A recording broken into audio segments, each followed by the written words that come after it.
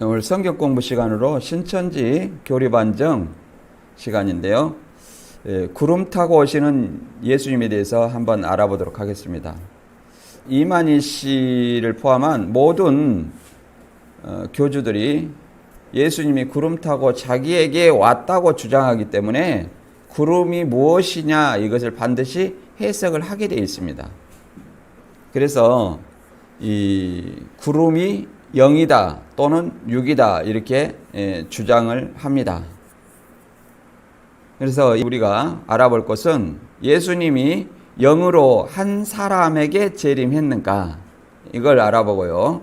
그 다음에 신천지는 구름을 천사와 같은 영이다 이렇게 주장을 합니다. 그러면 과연 구름이 천사인가 천사와 같은 영인가 이렇게 두 가지 주제를 가지고 오늘 알아보도록 하겠습니다. 이만희 씨는 계시록의 모든 어떤 말씀이 성취되었다고 주장하면서 자신의 입에서 나오는 말씀은 계시록의 말씀대로 이루어진 보고 들은 증거이고 실상이다 이렇게 말하면서 실상의 말씀, 계시의 말씀이라고 이렇게 주장을 합니다. 그러면 과연 이만희 씨의 말이 계시록의 말씀대로 이루어진 것인지 안 이루어진 것인지 우리가 이것을 성경을 통해서 분별해 봐야 됩니다. 그러면 어떻게 이것을 알 수 있느냐? 마침 신명기 18장 21절에 보면 신천지에서도 많이 보는 구절인데요. 이것을 한번 읽어보겠습니다. 내가 혹시 심중에 이르기를 그 말이 여호와의 이르신 말씀인지 우리가 어떻게 알리요 하리라. 만일 선지자가 있어서 여호와의 이름으로 말한 일에 증언도 없고 성취함도 없으면 이는 여호와의 말씀하신 것이 아니요 그 선지자가 방자히 한 말이니 너는 그를 두려워 말지니라. 네. 만일 이만희 씨가 말한 계시록의 말씀이 이루어진 실상이라면 증언하고 성취함이 있어야 됩니다. 그 증언과 성취함이 없다면 그는 하나님의 보낸 선지자가 아니라는 얘기입니다. 이렇게 분명하게 성경을 통해서 분별할 수 있는 기준이 있죠. 그리고 듣는 사람도 이 말씀이 성경에 부합하는지 아닌지 이걸 잘 생각하면서 들어봐야 될 것입니다. 우리는 사도행전 17장 17절에도 동일한 어떤 말이 있는데요. 베레아 사람들을 굉장히 신사적이라 하는 것은 그 사람들이 간절한 마음으로 말씀을 듣고 이것이 과연 성경적인지 그렇지 아니한지를 상고함으로 믿었다 이렇게 말하고 있습니다. 한번 읽어볼까요?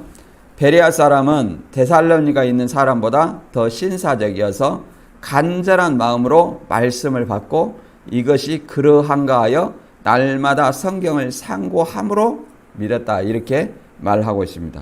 우리도 동일한 마음으로 열린 마음으로 상담소에서 하는 말은 선악과다 들으면 영이 죽는다 이런 어떤 마음으로 듣지 말고 선악과는 비진리입니다. 진리와 비진리는 들어보고 판단해야 된다고 신천지에서도 주장을 합니다. 이것이 제가 하는 말이 진리인지 비진리인지 들어보시고 간절한 마음으로 이것이 그러한가 하고 성경을 상고해 보는 시간이 되었으면 합니다.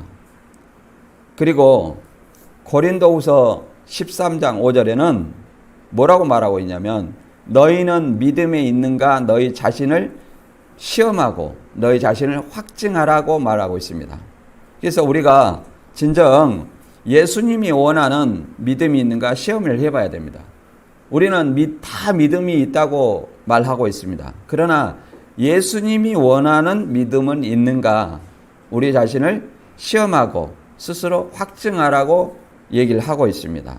그래서 이 시간 진정 말씀 속에서 내 자신이 믿음이 있는가 확증하는 시간이 되었으면 합니다. 이제 구름 타고 오시는 예수님에 대해서 나온 구절이 몇 구절이 있죠. 계시록 1장 7절과 마태 24장 30절입니다. 계시록 1장 7절을 읽어보겠습니다. 볼지어다 구름을 타고 오시리라. 각인의 눈이 그를 보겠고 그를 찌른 자들도 벌터이요 땅에 있는 모든 족속이 그를 인하여 애곡하리니 그러하리라. 아멘. 예수님이 구름을 타고 오시는데 각인이 눈이 그를 보겠고 그를 찌른 자들도 벌터이요 땅에 있는 모든 족속이 그를 인하여 애곡하리라 이렇게 말하고 있습니다. 여기서 구름이 무엇냐, 이것이 모든 어떤 교주들에게는 중요한 문제입니다. 그래서 혹은 영이다 혹은 육이다 이렇게 얘기를 합니다. 이것을 잘 생각을 해보시기 바랍니다.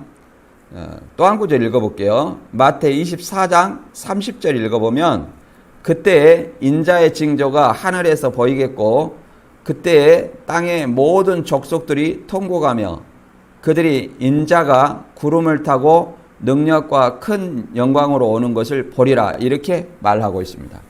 물론 신천지는 이것을 땅의 모든 족속들이 통곡하며 왜 통곡 안 하냐, 이 모든 통곡하는 모든 족속들은 장막성전 교인들이다 이렇게 주장을 하고, 구름 타고 오는 것을 본다고 했는데 그러면 왜 우리는 못 보냐? 그것은 예수님을 보는 것이 하나님을 본 것이라고 이렇게 성경에서 말한 구절이 있습니다.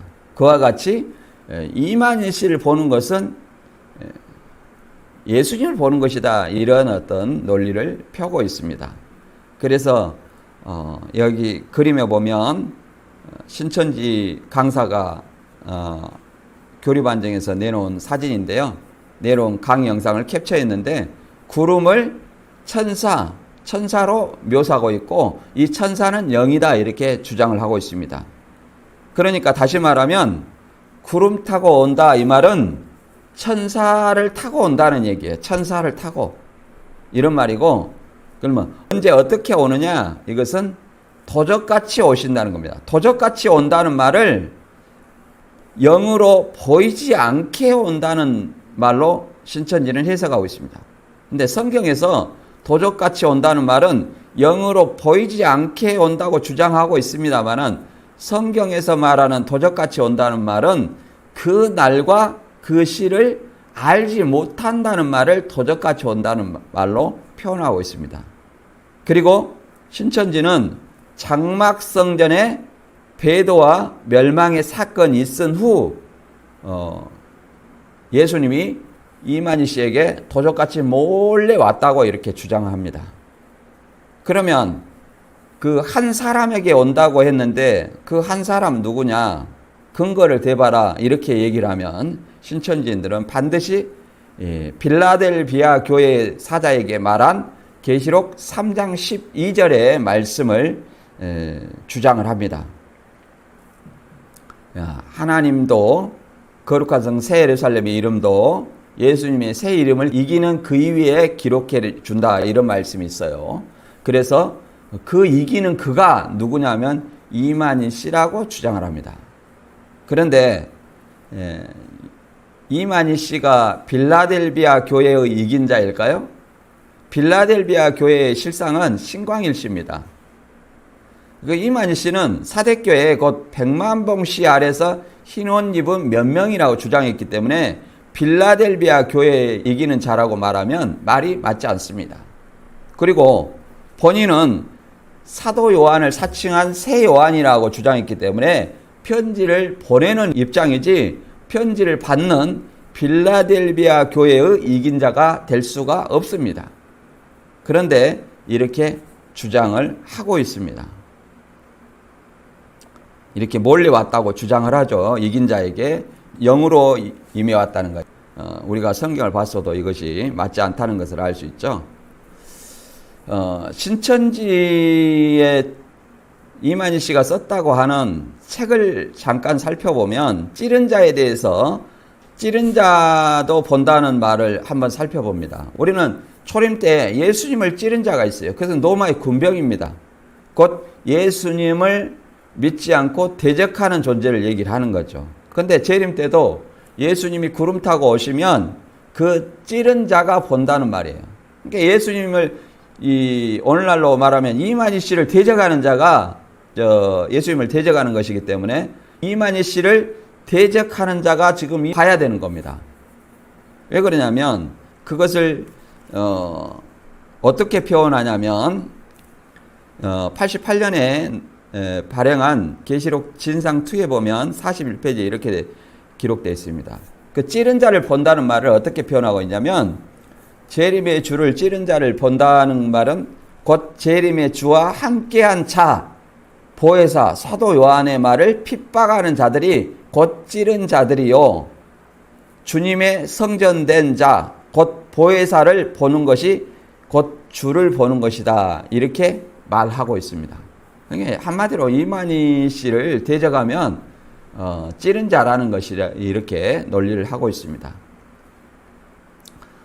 과연 예수님이 부활 후에 40일 동안 손과 발을 만져보고 그 다음에 생선까지 드시고 제자들과 직접 대화한 그 몸으로 올라가셔가지고 그 몸으로 다시 오신다고 했는데 과연 이만희 씨 몸에 손과 발에 십자가 못자국이라도 있는가 우리는 확인해 보고 싶은 마음입니다.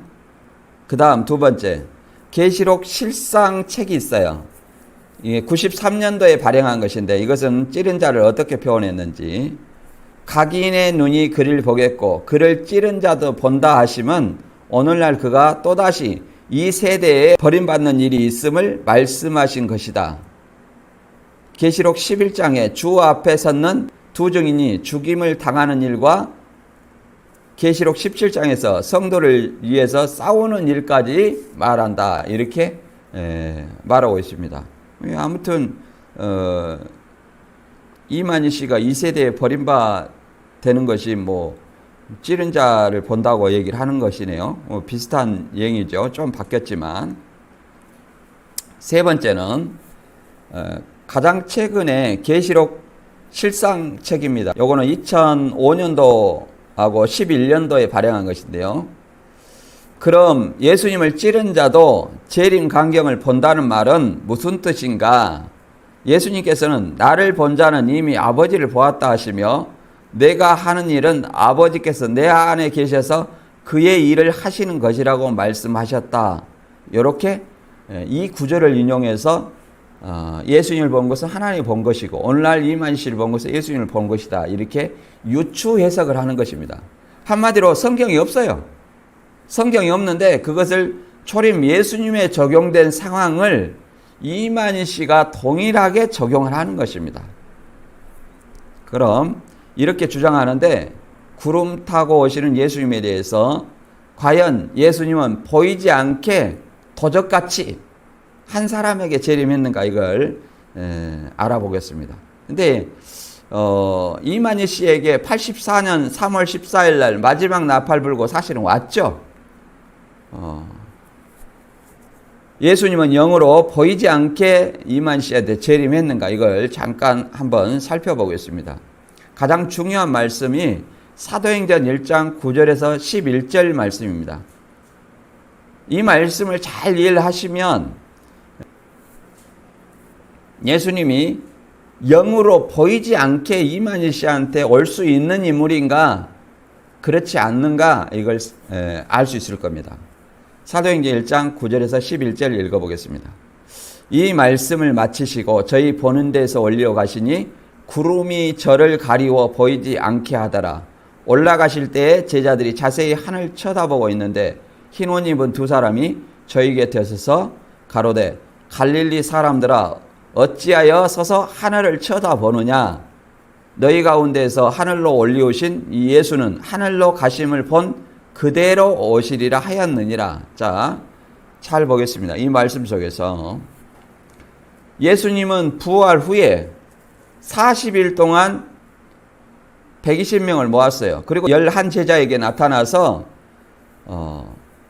자기 손과 발을 보이시고 생선을 잡수시는 모습도 있습니다.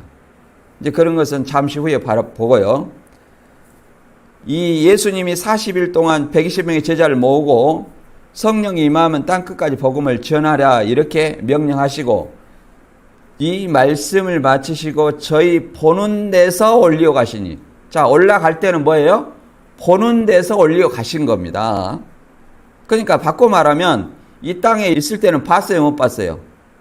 첫째, 이 땅에 있을 때는 봤고 올려 가시는 장면도 봤어요. 그리고 올려 가면서 구름이 저리를 가리워 보이지 않게 한 겁니다. 근데 신천지는 이것을 어떻게 해석하냐면, 자, 본 것이 뭐냐?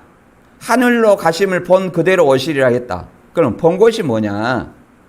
구름이 저를 가리워 보이지 않게 했으니 안 보인 것을 본 것이 아니냐, 이렇게 주장을 합니다. 그러나 이 땅에 120명과 같이 있을 때 직접 대화했고 누구 대언자를 끼지 않았습니다. 직접 대화했고 저희 보는 데서 올려 가셨어요. 보는 데서. 그리고 올려 가시는 중에 구름이 가리워 저를 보이지 않게 했습니다. 그러면 이만희 씨 주장대로 구름이 천사다, 이렇게 얘기를 했습니다. 천사.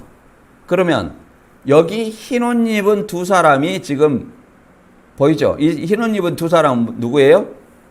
천사입니다. 그러면 이 천사를 영이요 구름이라고 그랬는데 이 두 천사는 지금 구름인가요? 한번 생각을 해봅니다.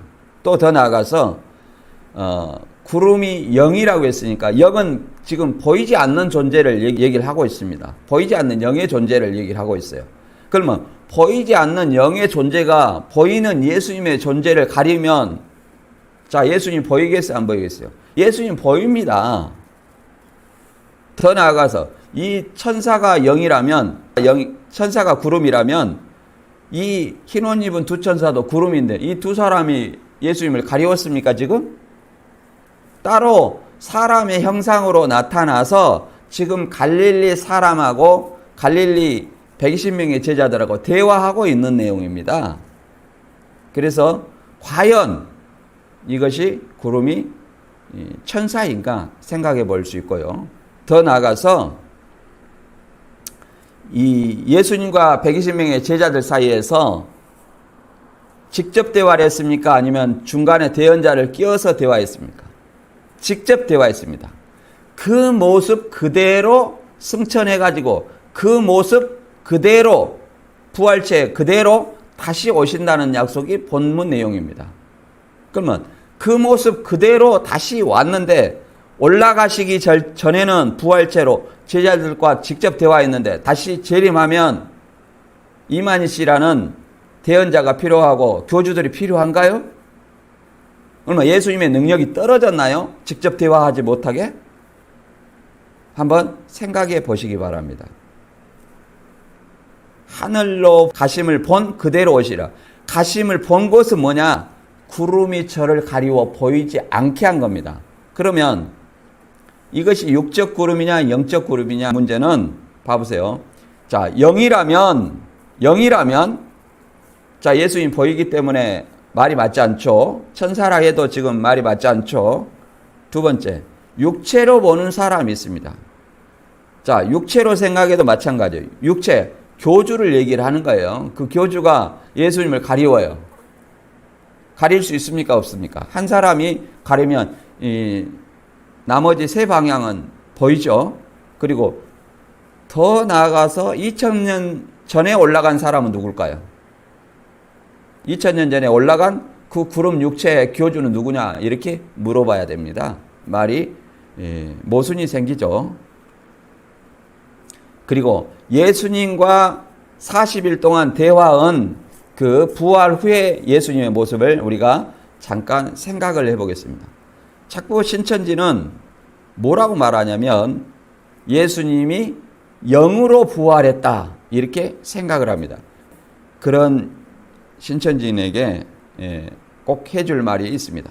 누가복음 24장 37절에 읽어보면 저희가 놀라고 무서워 그 보는 것을 영으로 생각하는지라 예수께서 가라사대 어찌하여 두려워하며 어찌하여 마음에 의심이 일어나느냐 내 손과 발을 보고 나인 줄 알라 또 나를 만져보라 영은 살과 뼈가 없으되 너희 보는 바와 같이 나는 있느니라.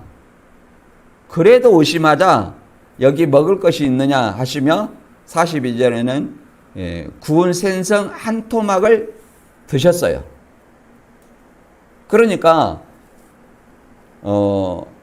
지금 신천지인들처럼 제자들도 예수님 부활 후의 모습을 영으로 생각했습니다. 그런데 영은 살과 뼈가 없다. 나는 살과 뼈가 있다. 만져봐라. 그리고 그래도 의심하자 생선을 먹기까지 했어요. 그런 몸이 과연 이만희 씨한테 들어갈 수 있냐 이 말이에요. 재림에서.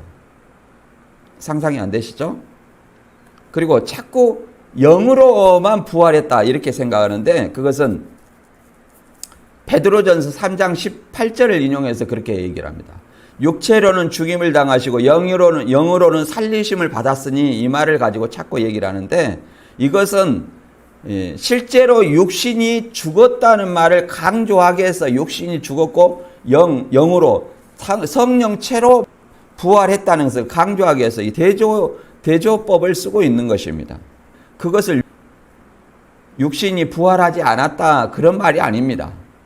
영과 육이 같이 부활한 거예요. 그 근거를 사도행전 2장 31절을 한번 읽어보겠습니다. 미리 보는 거로 그리스도의 부활하심을 말하되 저가 음부에 버림이 되지 않고 육신이 썩음을 당하지 아니하리라 하더니 이 예수를 하나님이 살리신지라 우리가 이 일에 다 증인이로다 이렇게 말합니다. 그럼 뭐가 살았어요? 이 육신도 살았다는 것을 말하고 있어요.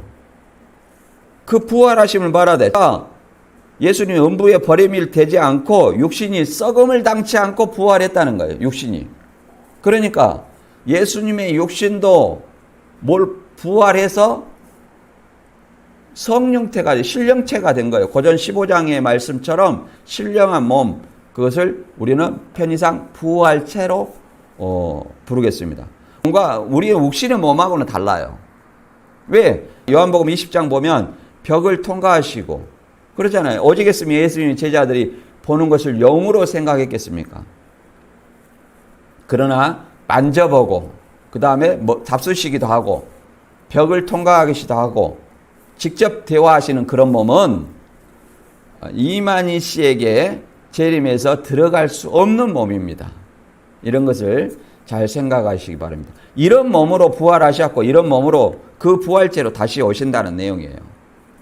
자, 그럼 구름 타고 오시는 예수님이 구름은 천사와 같은 영인가 이것에 대해서 또 알아보겠습니다. 또는 육체라고 주장하는 사람들이 있습니다.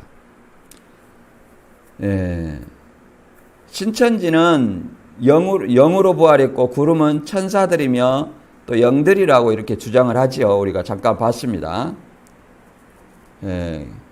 김풍일은 육체 곧 목자라고 주장을 하고 정명석이나 통일교 문선명이는 수많은 사람들 육체를 구름으로 묘사하고 있습니다.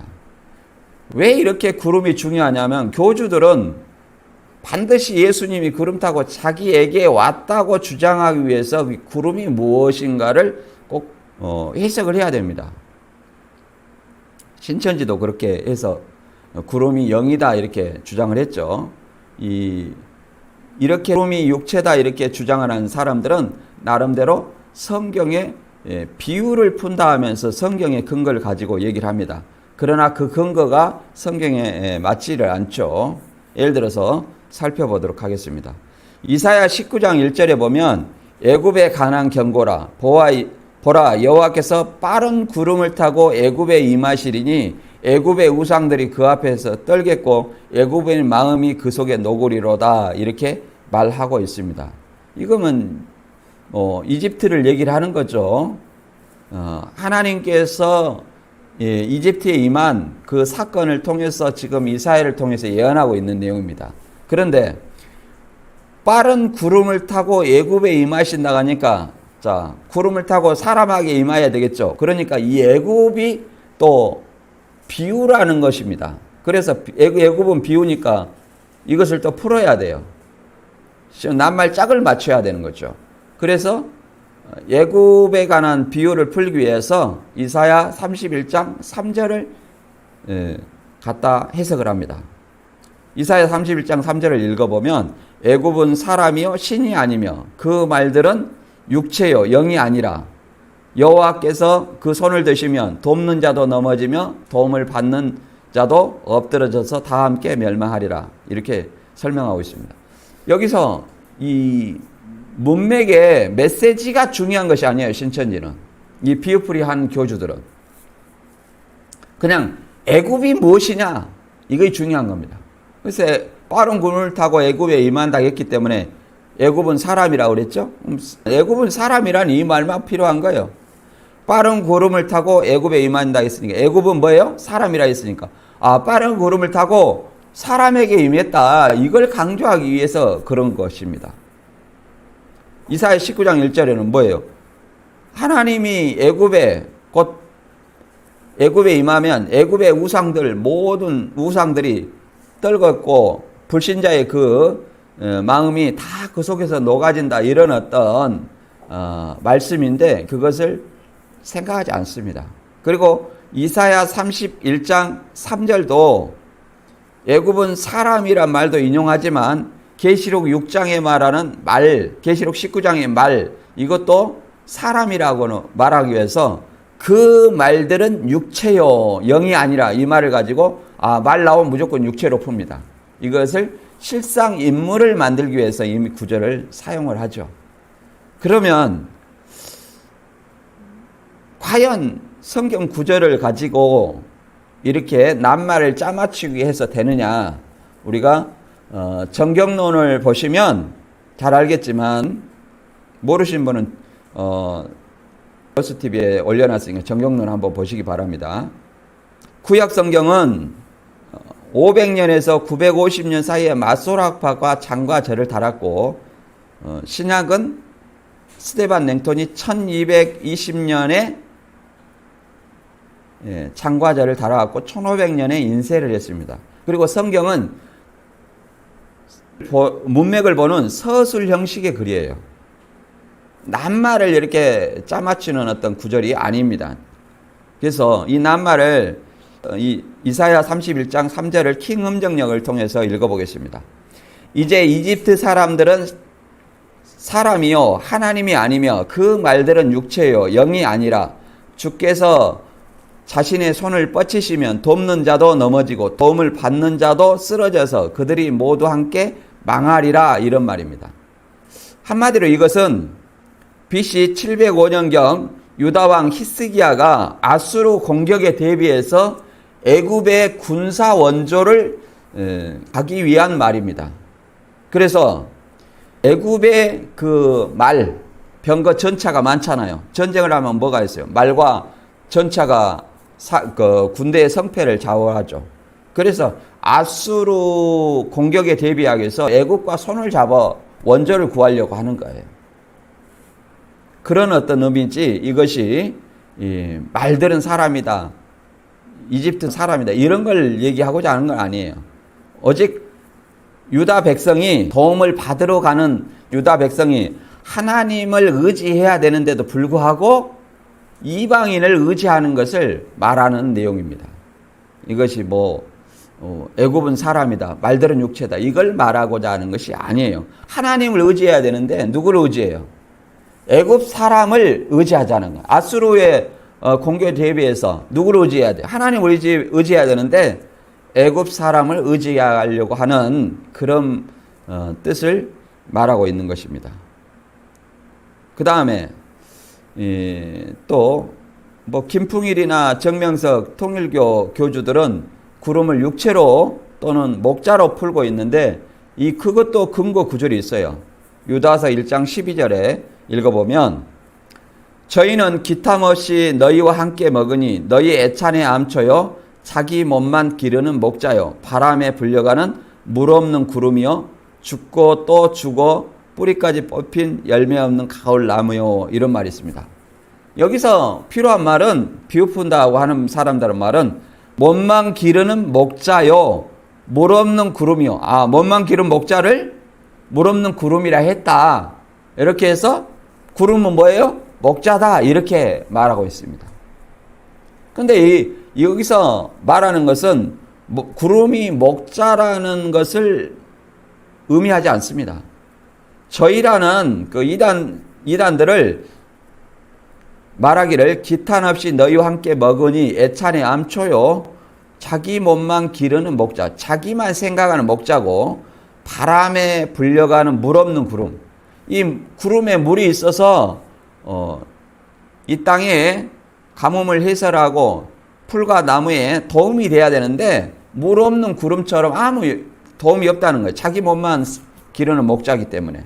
또 주고 뿌리까지 뽑힌 열매 없는 가을나무요. 자, 가을에는 뭐요? 모든 나무가 열매를 맺어 풍성한 결실을 맺어야 됩니다. 그런데 이것은 아무런 도움을 얻을 것이 없는 열매 없는 뿌리까지 뽑혀 마른 나무라는 것입니다. 쉽게 말해서 이단들이 그러한 존재라는 거예요. 그런데 이것을 가지고 구름은 목자다. 이렇게 가서 낱말 뜻을 대입하는 것입니다. 그런 의미가 아닙니다. 그러면 예수님이 타고 오시는 구름은 무엇일까요? 우리가 사도행전 1장 9절에서도 영으로 대입해보면 예수님이 보이죠? 목자로 대입해도 마찬가지입니다. 2000년 전 올라가는 교주는 누구예요? 이렇게 생각하면 간단합니다. 그리고 예수님이 부활체로 올라가셨기 때문에 그 부활체로 오시고 예수님이 직접 제자들과 대화했기 때문에 재림하셨어도 직접 대화하시는 것입니다. 다만 그 부활체가 우리 인간과 다르다는 거예요. 왜? 만져볼 수 있고 먹을 수도 있지만 신령한 몸, 초월적인 몸으로 벽을 통과하고 구름으로 승천하셨기 때문에 그러할 수 있습니다. 그럼 구름이 무엇인가? 출애굽기 19장 9절에 읽어보면 여호와께서 모세에게 이르시되 내가 빽빽한 구름 가운데서 내게 임함은 내가 너와 말하는 것으로 백성으로 듣게 하며 또 너를 영영히 믿게 하려 함이니라. 자, 뭐라고 말하고 있습니까? 하나님께서는 빽빽한 구름 가운데에서 임한다는 거예요. 왜 빽빽한 구름 가운데에서 있어요? 이 죄 많은 인생들이 거룩한 하나님을 보면 죽는다고 기록되어 있습니다. 모세도 등을 맞는데 백성들이 감히 모세의 얼굴을 쳐다보지 못했다고 이렇게 기록하고 있습니다.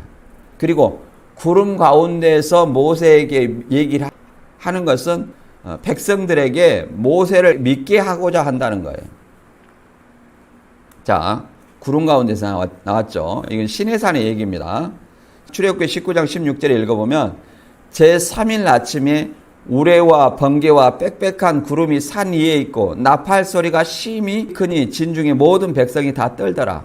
자, 요 나팔도 신천지는 사람이라고 하는데 시내산에 무슨 어떤 사람이 있었습니까? 그런 건 아니죠. 하나님의 음성을 우레와 번개라 이렇게 말하고 그 다음에 또 산 위에 뭐였어요?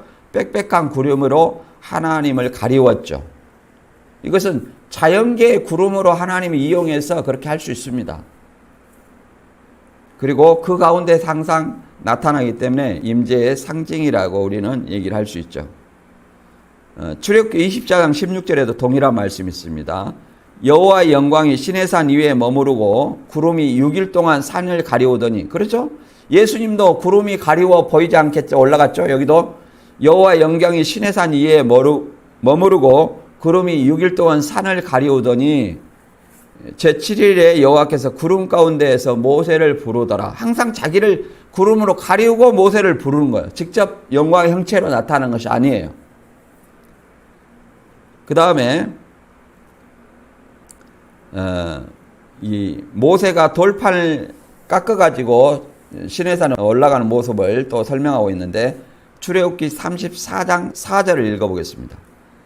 모세가 돌판 둘을 처음 것과 같이 깎아 만들고 아침에 일찍 일어나 그 두 돌판을 손에 들고 여호와의 명하신 대로 시내산에 올라가니 여호와께서 구름 가운데 강림하사 그와 함께 거기 서서 여호와의 이름을 반포하실세 여호와께서 그의 앞으로 지나가시며 반포하시되 여호와로다 여호와로라 지혜롭고 은혜롭고 노하기를 더디하고 인자와 진실이 많은 하나님이로다 이렇게 말하고 있습니다. 두 돌판을 첫 번째 돌판은 백성들이 우상을 섬김으로 그 돌판을 던져서 심판하고 그 두 돌판을 다시 깎아가지고 하나님 계시는 시내산에 올라갔죠. 그리고 하나님은 구름 가운데 강림하셨어요. 구름 가운데 강림하신 것을 구름으로 가리운 거죠. 백성이나 모세가 보지 못하도록. 이 강림하시는 모습이고, 그리고 이 레위기에서는 이 성막에서도 나타납니다. 자, 레위기 16장 2절에는 여호와께서 모세에게 이르시되 내 형 아론에게 이르라 성소의 장한 법궤의 속죄소 앞에 무시로 들어오지 말아서 사망을 멸하라. 내가 구름 가운데서 속죄소 위에 나타남이라. 속죄소 위라는 것은 언약궤 위에, 언약의 두 돌판을 담아놓은 그 언약궤 위를 두 그룹이 싸고 있고요. 그 가운데를 속죄소라고 말합니다. 속죄소. 곧 하나님이 죄를 사하는 곳이, 죄를 사하는 거예요. 하나님의 임재의 장소입니다. 그래서 성소, 지성소에서 지성소의 언약궤 위 두 그룹 사이를 속죄소, 쉬운 자라고 얘기를 합니다. 거기서도 뭐예요? 구름 가운데에서 임한다는 거예요. 구름 가운데에서. 그래서 이 하나님을 직접 보는 사람은 뭐예요? 죽습니다. 그리고 이 지성소, 법궤의 언약궤가 있는 곳을 함부로 들어오지 못해요. 언제만 들어와요? 1년에 딱 한 번만 들어와요. 대제사장이 자기와 백성의 죄를 사고 딱 한 번 들어갑니다. 그때도 뭐예요? 하나님께서는 구름 가운데 임하고 하나님을 볼 수 없도록 대제사장은 자기의 향로를 가지고 제단에서 불을 붙여가지고 거기 향연을 피워 속죄소 위를 덮습니다. 언약궤 위 속죄소를 덮어요. 향연으로. 그래야만이 죽음을 면합니다. 그래서 이것이 만약 이 구름이 영이다 또는 육체다 이렇게 하면 여호와 하나님을 가릴 수 있겠어요? 자연계 구름. 하나님께서는 자연의 모든 만물을 창조하셨기 때문에 자연계 구름을 이용해서 자신을 가리운 것입니다. 이것을 이제 적용을 한번 해보겠습니다. 사도행전 1장 9절에서 11절에 적용을 해보면, 자, 구름이 천사라 또는 육체라 천사라 육체다 또는 영이다 생각을 해보시고 잘 들어보시기 바랍니다. 다시 한번 제가 읽어볼게요. 이 말씀을 마치시고 저희 보는 데서 올려 가시니, 자, 보는 데서 올려 가셨죠. 120명하고 직접 대화를 했어요. 중간에 교주 있습니까? 없습니까? 없습니다. 예수님께서 부활체로 직접 대화를 하셨어요. 그리고 보는 데서 올려 가시니, 그러니까 그 가실 때까지는 뭐예요? 땅에 있을 때도 보았고 올려 가실 때도 보았어요. 그리고 올려 가시는 중에 구름이 저를 가리워 보이지 않게 하더라. 구름이 에워싸서 예수님을 보이지 않게 한 겁니다. 그러면 이것이 만약 이 영이라면 예수님 보이겠죠? 또 육체라면 2000년 전에 올라간 육체는 누구냐? 이렇게 생각을 해봐야 됩니다. 10절에 읽어보겠습니다. 올라가실 때 제자들이 자세히 하늘을 쳐다보고 있는데 흰 옷 입은 두 사람이 저희 곁에 서서 가로되 갈릴리 사람들아 어찌하여 서서 하늘을 쳐다보느냐? 너희 가운데서 하늘로 올리우신 이 예수는 하늘로 가심을 본 그대로 오시리라 하였느니라. 자, 하늘로 가심을 본 그대로 오시리라. 그러니까 본 것을 보이지 않게 초점을 맞추는데 거기 초점을 맞춘 것이 아니에요. 자, 먼저는 보는 데서 올려가셨고 구름이 가리워 예수님을 보이지 않게 한 거예요. 그러면 본 것이 뭐냐? 자, 두 가지를 봤죠. 뭘 봤어요? 저희 보는 데서 올려가셨어요. 대화하시다가. 두 번째는 뭐예요? 구름이 저를 가리워 보이지 않게 한 거예요. 근데 구름이 천사라며요. 이 흰 옷 입은 두 사람, 이 천사는 뭡니까? 이게 구름입니까? 생각해 보시기 바랍니다. 예수님은 하늘로 가심을 본 그대로 오시리라 했기 때문에, 자, 자연계의 구름, 시내산에 강림한 그 구름, 또 속죄수위에 임재한 그 구름을 타고 오시는 것입니다. 계시록 1장 7절 읽어보겠습니다. 볼지어다 구름을 타고 오시리라. 각인의 눈이 그를 보겠고 그를 찌른 자들도 벌떠여 땅에 있는 모든 족속이 그를 인하여 애곡하리니 그러하리라. 아멘. 자, 자연계의 구름을 타고 오는 겁니다. 이게 구름이 뭐 오늘 구름 꼈으니까 뭐 예수님 온다 그런 것이 아닙니다. 예수님은 언제 그날과 그때를 모른다는 거예요. 모르기 때문에 도적같이 온다는 것이지 영으로 오니까 도적같이 온다는 말이 아닙니다. 구름을 타고 오시는데 각인의 눈이 그를 보겠고, 자, 각인 모든 사람이 본다는 거예요. 심지어 찌른 자, 대적자도 본다는 거예요. 그리고 땅에 있는 모든 족속들이 그를 인하여 애곡하리니 그러하리라. 아멘. 자, 애곡한다는 것은 뭐예요? 심판받는 대상이라는 거예요. 심판받았기 때문에 애곡하는 겁니다. 이 땅에 애곡하는 모든 족속이 장막성전 성도라고 생각해 봅시다. 이마희 씨 주장대로. 지금 장막성전 성도들이 애곡하고 있습니까? 그를 지금 애곡하고 있나요? 심판받아서? 그런 건 아닙니다.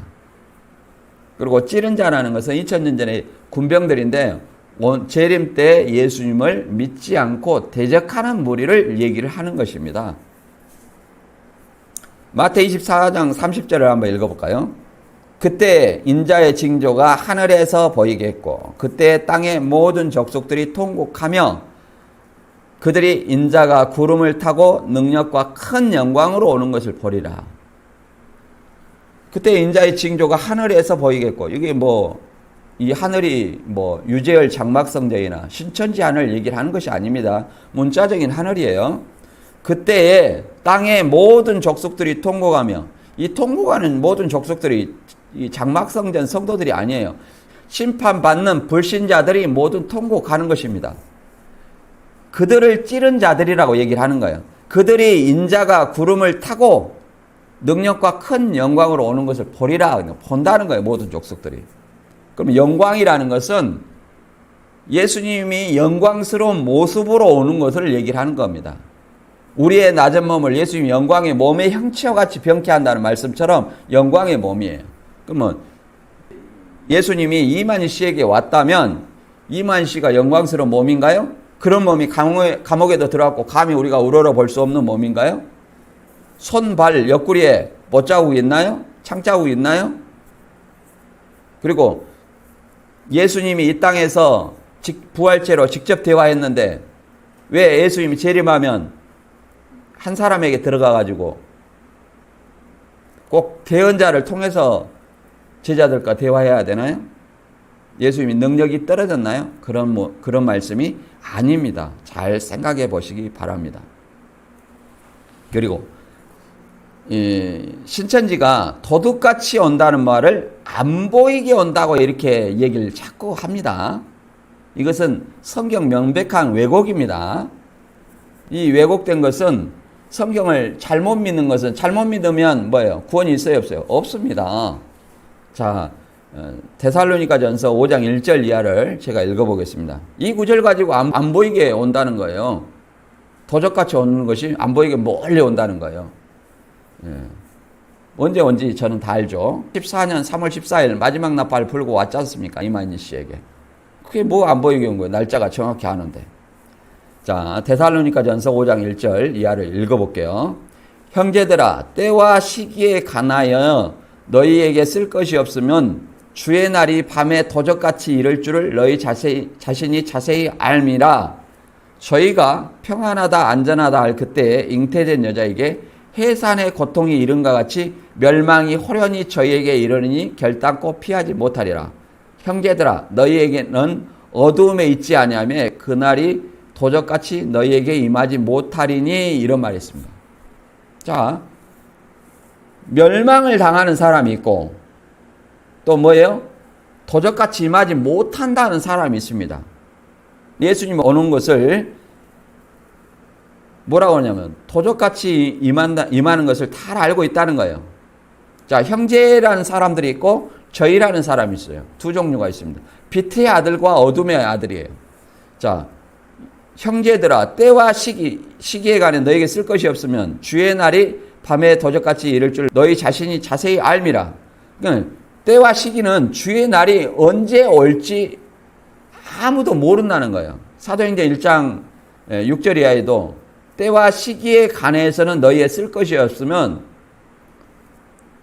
자, 너희가 알 바 아니라는 거예요. 이스라엘 회복의 때를 물어보니까 때와 시기에 관해서는 너희가 알 바 아니라 그랬습니다. 여기서도 때와 시기에 관한 것은 너희가 쓸 것이 없는데 주의 날이 반에 도적같이 이를 줄 너희 자신이 자세히 암다 하는데, 주의 날이 도적같이 이를 줄 아는데 저희라는 사람은 평안하다 안전하다 할 그때 잉태된 여자에게 해산의 고통이 이른같이 멸망이 호련히 저희에게 이르말이니 결단코 피하지 못하라. 밤에 도적같이 임하니까 열처녀의 비유에 슬기로운 처녀처럼 늘 깨어 있어야 되는 거예요. 그런데 저희는 예수님이 도적같이 오는데 평안하다 안전하다고 나 구원받았다 이렇게 평안하다 한 사람들은 결단코 멸망이 피하지 못한다는 겁니다. 심판받는다는 거예요. 그러나 너희는 어둠에 있지 아니하며 그 날이 도적같이 임하지 못하리니, 이 말은 자 열처녀 비에 슬기로운 처녀처럼 기름을 넉넉히 준비해서 깨어있는 사람을 얘기하는 거예요. 마태 25장 13절에 뭐라고 말했습니까?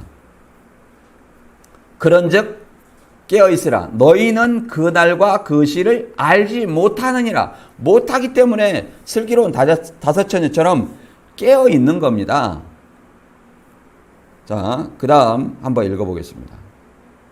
또 신천지는 여러 말을 잘 써요. 누가복음 17장 22절에 이런 말이 있어요. 제자들이 이르시되 날들이 이르니 그때 너희가 사람의 아들 날들 중에 하루를 보고자 하되 그것을 보지 못하리라. 이 말을 가지고 인자의 날 하루를 보지 못한다니까 재림한 날을 보지 못한다 이렇게 생각합니다. 그러나 이것이 과연 그런 말일까요?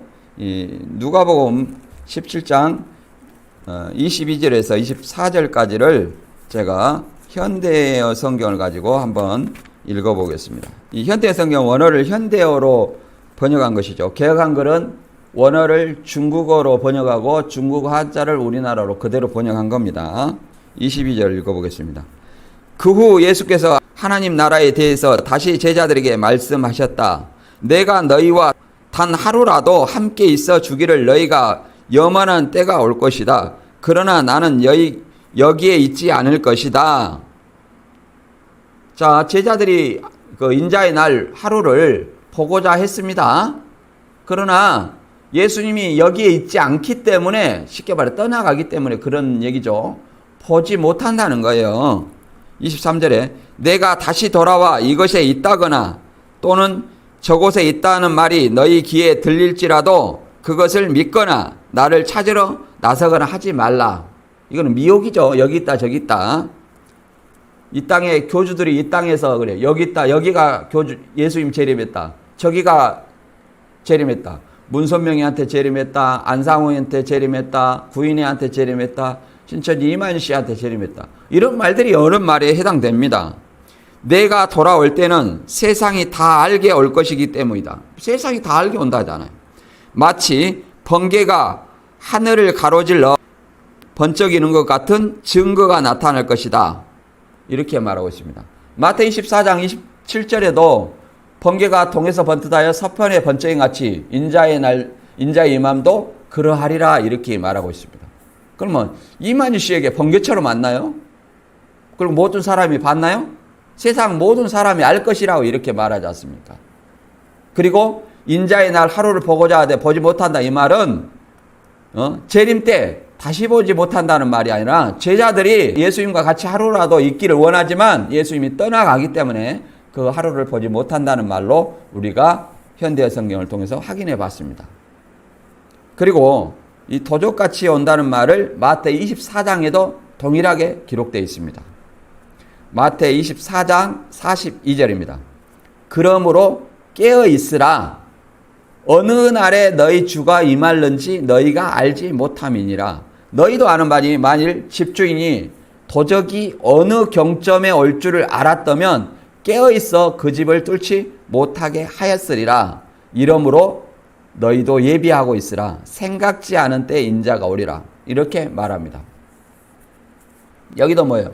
그날과 그 시를 알지 못하기 때문에 항상 깨어 있으라는 거예요. 그런데 예수님은 자기가 오는 날을 알지 못하고 사도행전 1장 7절에는 너희 알 바 아니라 했어요. 때와 기한은 아버지 권한에 있기 때문에 알 바 아니라 했는데, 인간들은 84년 3월 14일 마지막 나팔 불고 왔다, 뭐 언제 왔다, 이런 말들을 합니다. 이거 다 시한부입니다.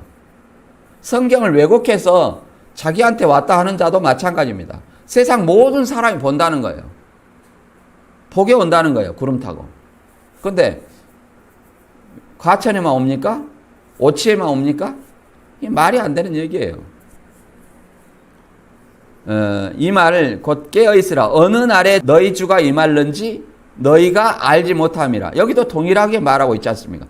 너희가 알지 못함이라. 제자들도 알지 못하는데 왜 우리 믿는 사람들도 알지 못하는 거예요? 더구나 이방인들은 더 알지 못하고요. 너희도 아는 바니, 이 도적의 예를 들어 설명하고 있습니다. 집 주인이 도적이 어느 경점에 올 줄을 알았다면 깨어있어 그 집을 뚫지 못하게 하였으랴. 도적놈은 집주인이 잠자기만을 기다리죠.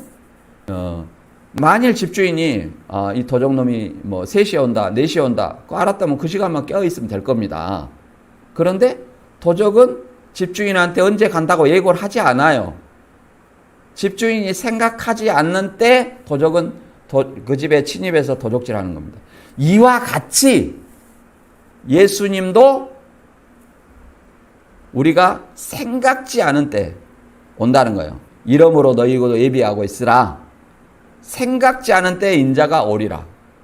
그러니까 도적같이 온다는 말이 예수님이 몰래 이만시에 온다는 말은 결코 아니라는 말을 알 수 있죠. 이것을 다시 정리를 해보면 기독교와 신천지의 차이점이 뭐냐면, 우리는 초림의 부활체로 예수님이 승천했어요. 승천해가지고 예수님이 아직 안 왔습니다. 기다리고 있어요. 그리고 언제 올지를 모릅니다. 그러나 신천지는 84년 3월 14일 날 예수님이 마지막 나팔 불고 이만희 씨에게 왔습니다. 그리고 1000년 동안 육체 영생한다고 지금 하고 있는 얘기입니다. 신천지는 거기에 속아 있죠. 마지막 나팔 불었으면 영생해야지 이렇게 물어보면 14만 4천 차야지. 그러면 14만 4천 차면 나팔 분다고 얘기를 하지 왜 84년 3월 14일에 마지막 나팔 불어갖고 영생한다고 하냐. 그렇게 물어보니까 성경을 배워야 한다. 이렇게 엉뚱한 얘기를 합니다. 말도 안 되는 얘기죠. 84년 3월 14일 마지막 나팔 불어서 영생한다면 뭐 영생해야죠. 호련이라는 말로 말장난하면 안 됩니다. 호련이도 순식간에 호련이, 순식간에 자기도 모르게 갑자기, 아니면 서서히 손톱 자라듯이, 손톱 자라듯이라도 마찬가지예요. 손톱 자라듯이 영생해야 되지 않습니까? 근데 늙어가고 있잖아요. 말이 안 맞는 말입니다. 이게 정리를 하자면 계시록 3장 12절에 다시 한번 읽으면 이 말을 가지고 한 사람한테 왔다고 얘기를 합니다. 계시록 3장 12절 읽어보면 이기는 자는 내 하나님의 성전의 기둥이 되게 하리니 그가 결탄코 다시 나가지 아니하리라. 내가 하나님의 이름과 곧 하나님의 성 곧 하늘에서 내 하나님께로부터 내려오는 새 예루살렘의 이름과 나의 새 이름을 그 위에 기록하리라. 제가 어느 강사님하고 이런 대화를 한 적이 있습니다. 강사님, 내가 예수님이 뭐 구름이 0이다 6이다 이런 얘기 하지 않으랍니다. 예수님이 구름 타고 한 사람에게 왔다는 그 근거 구절 한 구절만 대주세요. 그러면 내가 신천지 다시 갈랍니다. 이렇게 질문한 적이 있어요. 그러니 그 사람이 된 구절이 뭐냐? 바로 이 계시록 3장 12절이에요. 이 얘기를 하더라고요. 하나님의 이름과 새 예루살렘의 이름과 예수님의 이름을 이기는 그 위에 기록해 준다겠다고. 이기는 자가, 이기는 그가 이만희시라는 거예요. 그래서 제가 뭐라 했냐면, 강사님, 여기는 빌라델비아 교회입니다. 빌라델비아 교회는 신광일이라면서요. 신광일이라면서 왜 이만희 총회장은 사대교회라는 백만봉씨 교회에 있었던 거 아닙니까? 백만봉씨 밑에 흰옷입은 몇 명 아니었어요? 그러니까 아무 말 못하는 거예요. 여기 이기는 자는 빌라델비아 그 신광일시라고 얘기를 했습니다. 그리고 신광일시가 하나의 교회라면 그 외에 아무런 어떤 교인도 없는데, 그 사람 자체가 교회라면 아무도 없는데 어떻게 신광일시 왜 이기는 자가 있어서 그 이기는 자에게 온다고 이렇게 얘기를 할 수 있습니까? 이거는 말이 안 됩니다. 다시 정리하면 우리 기독교는 예수님이 구름 타고 온다는 말은 자연계의 구름을 타고 오시고, 그 구름은 신의 현현, 하나님과 예수님이 나타날 때 그 구름이 임재를 상징합니다. 신의 임재를 상징합니다. 그리고 신천지는 구름을 천사라고 얘기를 합니다. 천사와 같은 영이다 이렇게 주장을 합니다. 그리고 우리는 예수님이 오는 때와 시기, 이것을 그날과 그때를 알지 못하기 때문에 그것을 도적같이 온다 이렇게 표현하고 있습니다. 그러나 신천지는 때와 시기를 정확히 알고 있습니다. 언제? 저도 알고 있잖아요. 84년 3월 14일 마지막 납을 불고 이만희 씨한테 재림했다. 정확히 알고 있지 않습니까? 그리고 신랑이 마태 25장에 보면 신랑이 이미 왔으면, 잔치집에 왔으면 더 이상 기름 팔아서는 안 됩니다. 그때 기름 사러 가는 사람은 미련한 처녀예요. 신랑이 보라 신랑이로다 하니까 기름 나눠주라 가잖아요. 그때 기름 사러 간 사람이 누구예요? 미련한 처녀가 기름 파는 자한테 가잖아요. 곧 예수님이 왔다면서 기름 팔고 자기가 기름 파는 자다 이렇게 쫓아가는 사람은 누구예요? 신천지고 이만희 씨라는 겁니다. 기름 파는 자가 이만희 씨라면 이만희 씨 찾아가는 사람은 다 미련한 처녀라는 것을 알아야 됩니다. 그리고 그날과 그때를 알고 이 도적같이 온다는 어떤 말을 몰래 온다고 하는데 이것은 명백한 애곡입니다. 그 다음에 예수님이 재림할 때 볼 수 있는가?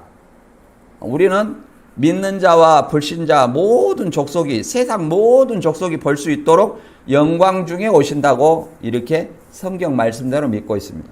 신천지는 예수님이 영으로 부활이기 때문에 구름인 영을 타고 안 보이게 이긴 자에게 왔다. 이긴 자가 이만희 씨죠. 이긴 자가 몰래 와버렸다는 거예요.